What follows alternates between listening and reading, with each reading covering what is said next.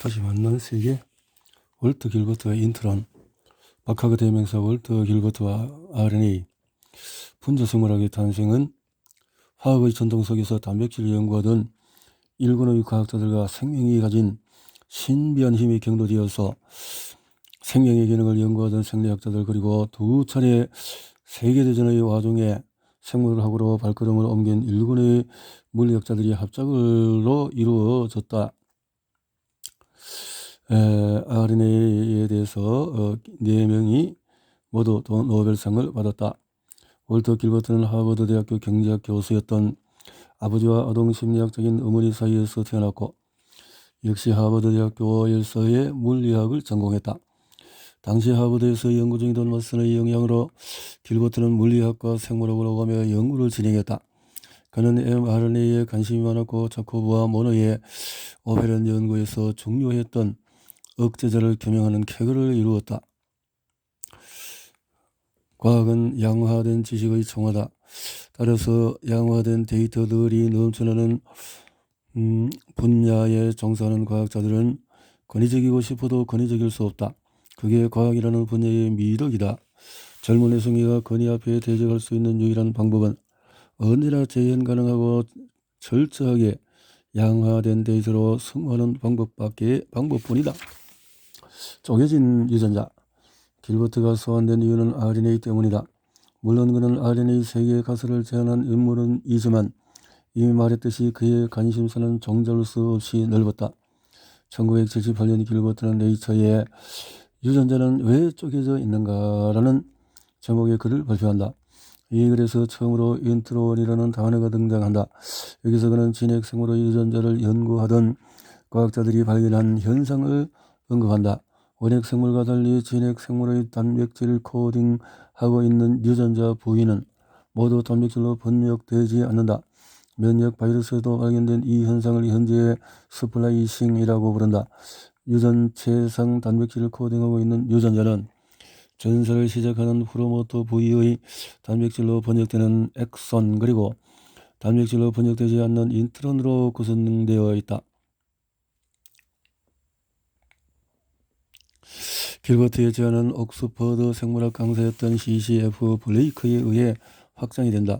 블레이크의 의견은 매우 간단하지만 이를 이해하기 위해서는 단백질의 구조를 이해할 필요가 있다. 단백질은 구조와 기능을 지닌 유전자 정보의 최종 산물이다. 단백질의 기능은 다양하다. 생명체가 살아갈 수 있는 이유는 아미노산의 조합으로부터 나오는 단백질의 다양성에서 나온다고 해도 과언이 아니다. 면역 반응을 유도하는 항체와 산소를 운반하는 헤모글로빈, 소화효소, 심지어는 머리카락을 이루는 물질도 모두 단백질이다. DNA는 ATGC라는 4가지 염기 세일의 조합으로 이루어진 중합체다. DNA는 이렇게 4가지 염기를 디지털화된 방식으로 저장하는데 그 덕분에 DNA가 유전 물질일 수 있다. 단백질은 20여 가지의 아미노산으로 만들어진 중합체다. DNA상의 정보는 염기의 순서가 중요하다. 정보가 디지털 방식으로 읽히기 때문이다. 하지만 단백질은 DNA처럼 선행적인 디지털 정보가 아니다. 단백질은 입체적인 아날로그 정보를 통해서 다양성으로 획득한다. 인트론 제거, 전구체. 단백질에는 조립 로봇. 구조생물학은 단백질의 구조를 X선 회전을 이용해서 밝히는 생물학의 한 분야다. 단백질의 기능은 DNA처럼 염기 소일의 정보로부터 도출되지 않는다. 단백질의 기능은 구조에서 나온다. DNA와 단백질의 차이는 색과 그림의 차이와 비슷하다. 구조가 중요한 단백질은 공처럼 단순하게 생긴 형태가 아니라 분역 혹은 도메인이라는 기능 단위에 연결되어 있다. 하나의 도메인은 기능의 단위다. 즉 단백질은 조립 로봇과 같다. 팔다리, 몸통, 머리를 조립하면 완성되는 조립 로봇처럼 단백질은 도메인과 도메인의 연결로 완성되는 조립품이다.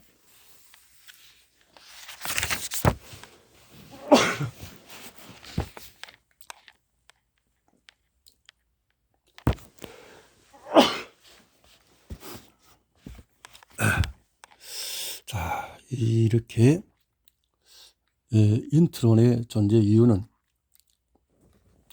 여전히 대부분의 과학자들은 생물학자들은 인터넷의 존재를 이유를 1978년 길버트가 제안했던 수준에서 이해하는 것으로 만족하고 있다.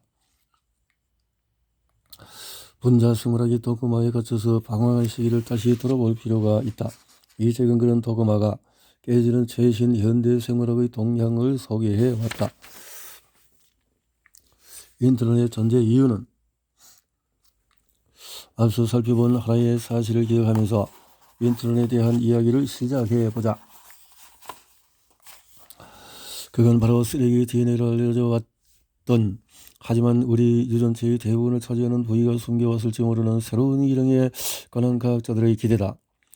유전체 1.05 시대에 우리가 새로 알게 된 사실 중에 하나는 단백질을 코딩하고 있는 유전체의 1.5% 부위만 RNA로 전사되는 것이 아니라 우리 유전체의 절반 이상이 RNA로 전사된다는 것이다. 다시 한번 분자자 생물학의 중심 명제들을 살펴보도록 하자. 단백질은 아미노산의 배열을 무한대의 다양성으로 조합해서 다양한 구조를 만들 수 있고 그 구조는 다양한 기능으로 나타난다. 따라서 단백질에 의한 세포의 생화학적인 기능은 매우 효율적이고 강력하다. 20세기 중반의 대부분의 생물학자에게 유전자의 최종 산물은 단백질이었고 반면적으로 단백질에 대한 연구는 생물학의 모든 것이기도 했다. RNA가 새롭게 조명되기 시작한 시기는 이렇게 중요한 단백질을 어디에서 얼마만큼 만들어내는가, 저 유전자 발현의 저절이 각광을 받으면서 시작이 되었다. 유전자 발현의 저절은 처음에는 DNA라는 물질에서 단백질로 직접 연결되는 것처럼 여겨졌다. RNA는 수동적인 매개자로 치부되었고 유전자 발현에 대한 큰 밑그림은 DNA에서 단백질로 충분했다. 문제는 유전자 발현이 가장 먼저 연구된 생명체가 고등생물이 아닌 박테리아라는 데 있다. 과학자들의 관심이 고등생물로 옮겨가기 시작하자 정교한 조절을 위해서 단백질 이외의 분자가 필요하다는 실험 결과들이 쏟아지기 시작했다. 말이 되지 않는 이야기의 지평을 미래에서 RNA라는 신비한 물질로 넓히면서 우리는 인트론이라는 유전체의 영역을 탐사하기 시작했다. 인트론을 설명하기 위해서 단백질을 코딩하고 있는 유전자를 모자이크로 비유했다. 단백질에 해당하는 DNA 부위는 단백질로 번역되는 엑손과 단백질로 번역되지 않는 인트론으로 나뉜다. 인트론은 박테리아 같은 원핵 생물에는 존재하지 않고 진핵생물 이후부터는 존재하는 특이한 유전체의 영역이다. 노벨상 수상 월터 길버트는 인트론은 선택적인 스플라이싱을 통해 하나의 유전자로부터 여러 버전의 단백질을 만들 수 있게 해주는 다양성의 도구라고 해석했다. 실제로 진핵생물은 하나의 유전자로부터 스플라이싱 별이체라고 불리는 전체적으로는 비슷하지만 아미노산의 수와 배열이 조금 다른 단백질을 만들어낸다. 그리고 이 가설은 정설로 굳어졌다. 인트론은 진핵생물이 단백질의 다양성을 획득하는 도구며 이를 통해서 진핵생물은 원핵생물보다도 더 복잡한 구조를 유지할 수 있다고 가정되었다. 이런 가설 속에서 인트론은 수동적인 조절자가 된다. 즉 인트론은 조연이고 결국 단백질로 번역되는 엑선의 영역이 주인공이다. 인트론은 엑선과 더 엑선 접합의 조합을 결정하기 위한 쐐기와 같은 역할을 할 뿐이다. 예를 들어보자. 고대에는 바위와 같은 단단한 물체를 부수기 위해서 나무로 된 쐐기를 이용했다. 바위에 조그마한 구멍을 내고 나무 쐐기를 박은 후에 그것에 물을 흘러넣으면 나무가 물을 흡수해서 팽창하는 힘으로 결국 바위가 갈라진다. 인트론은 바위 중간중간에 박힌 쐐기와 같은 역할을 한다. 어떤 곳에 쐐기를 사용하느냐에 따라서 쪼개지는 바위의 크기가 달라진다. 결국 나무 쐐기의 기능은 바위를 쪼개는 것이다. 나무 쐐기 자체가 건물의 일부로 사용되지는 않는다. 건물을 짓는 데 필요한 재료는 바위 덩어리이다. 하지만 비유는 비유일 뿐이다. 비유로 했지 그 사실을 말한 것은 아니다. 맞죠?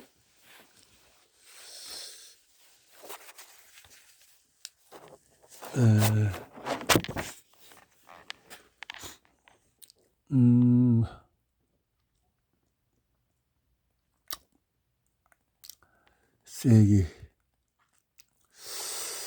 실제로 유전체 위에 그려진 인트론과 엑선의 크기는 나무 세기의 바위의 비유와 정반대다. 평균적으로 유전체에 새겨진 하나의 유전자는 약 95에서 97%의 인트론과 3에서 5%의 엑선으로 이루어져 있다. 아주 조그마한 바위와 엄청나게 큰 나무 세기를 생각하면 된다. 하지만 그 상상은 쉽지가 않다. 상상이 어려운 이유는 그런 구조가 비상식적이기 때문이다.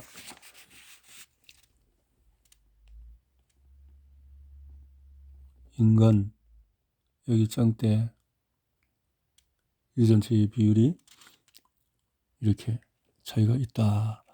RNA의 도전, 인간 유전체 계획의 완성과 마이크로어레이 같은 기술의 발달은 유전체를 바라보는 새로운 시각을 제공한다.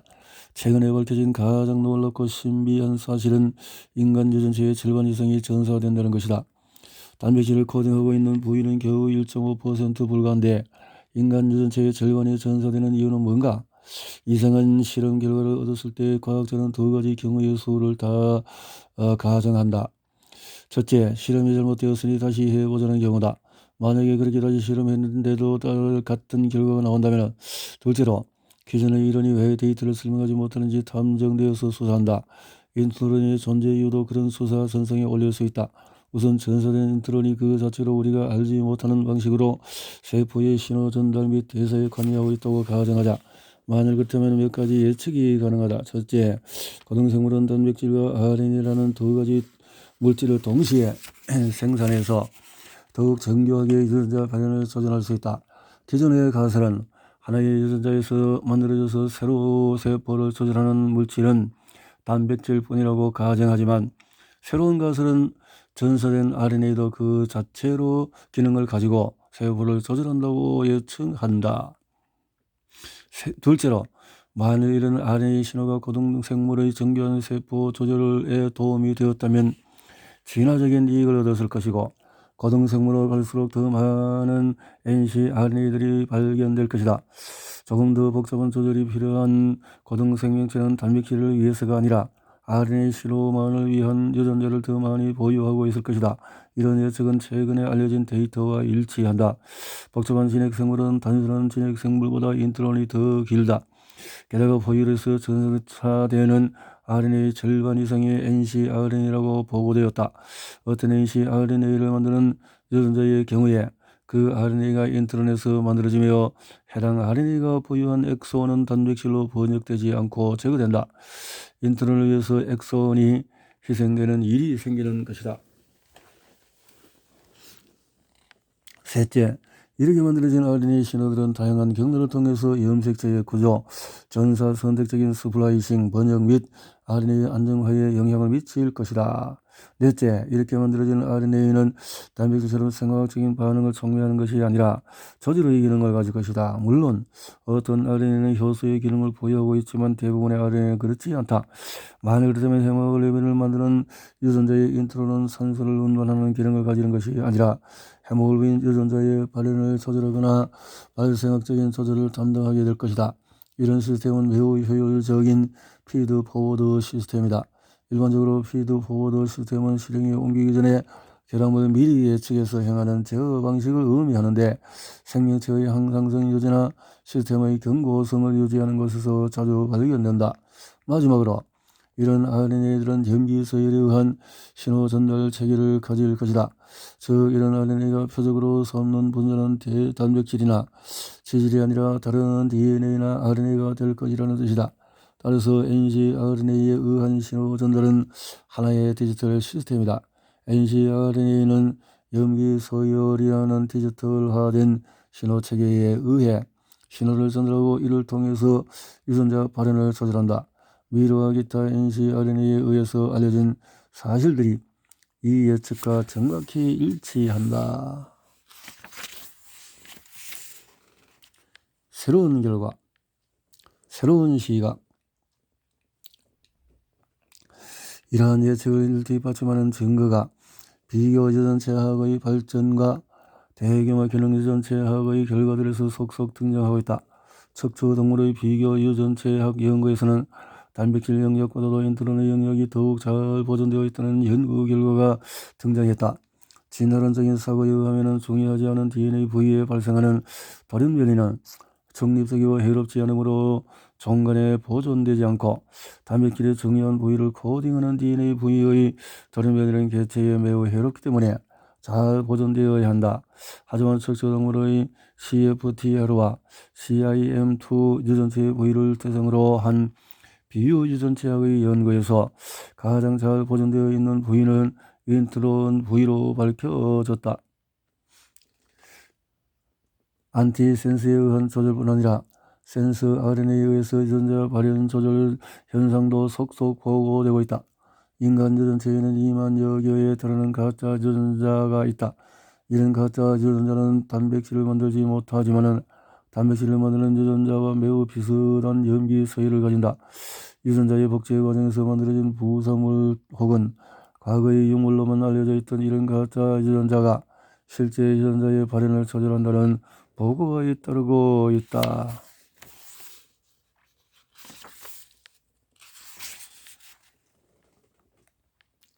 역사의 주인공은 바뀐다. 골드 스프링 하버의 더 금속상 제임스 왓슨이 세운 뉴욕 골드 스프링 하버 연구소에는 4.5m 이르는 거대한 분자모형의 금속상이 세워져 있다. 흔히 정나선이라고 불리는 날씬하고 질서 정연하고 완벽한 그래서 생명의 비밀을 푸는 물질이라 불리는 DNA 조각상이다.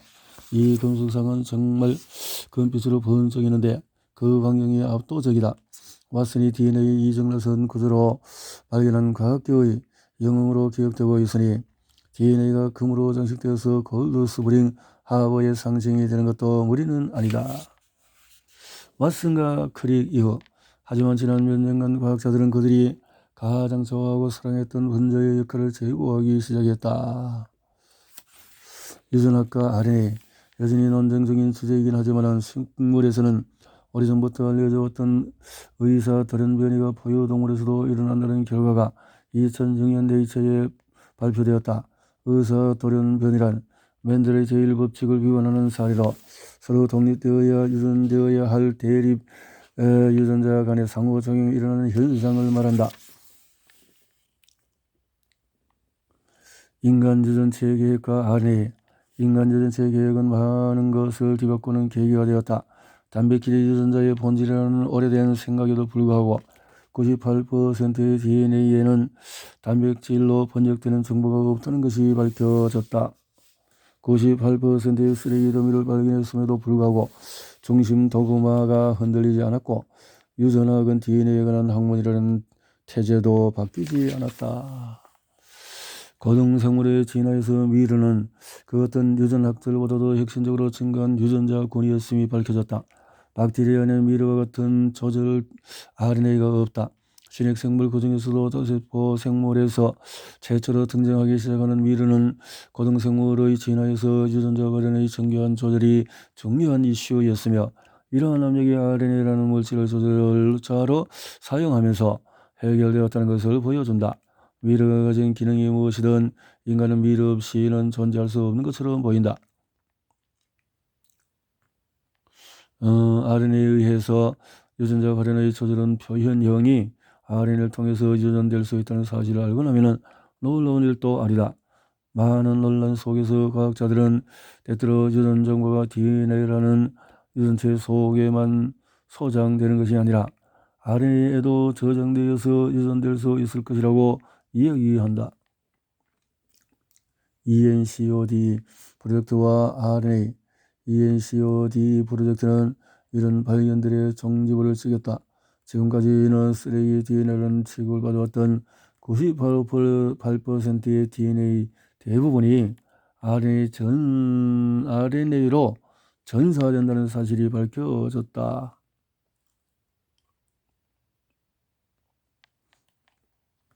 이들 중에 일부는 미르와 같은 조절 RNA일 것이다. 어떤 RNA들은 매우 짧은 단백질을 만드는 유전자일지도 모른다. 여하튼 과학자들의 예상을 뛰어넘는 이 엄청난 양의 RNA들은 이제 TUFS 기능이 알려지지 않은 전사인자라고 불린다. 이들의 기능을 알아내는 일은 향후 수십 년간 생물학자들이 풀어야 할 숙제가 될 것이다. 우리는 DNA와 RNA가 상호작용을 통해서 진화라는 과정을 주도해왔다는 것을 알고 있다. 게다가 이미 많은 과학자들은 진화의 초기에 RNA 세계가 존재했을 것이라고 예상하고 있었다. 하지만 유전 정보의 보존이라는 지위를 DNA에 박탈당한 RNA는 유전 정보의 운반자라는 지위로 격화되었다. 하지만 분명 RNA는 그 초기의 강력함을 잃지 않고 있다.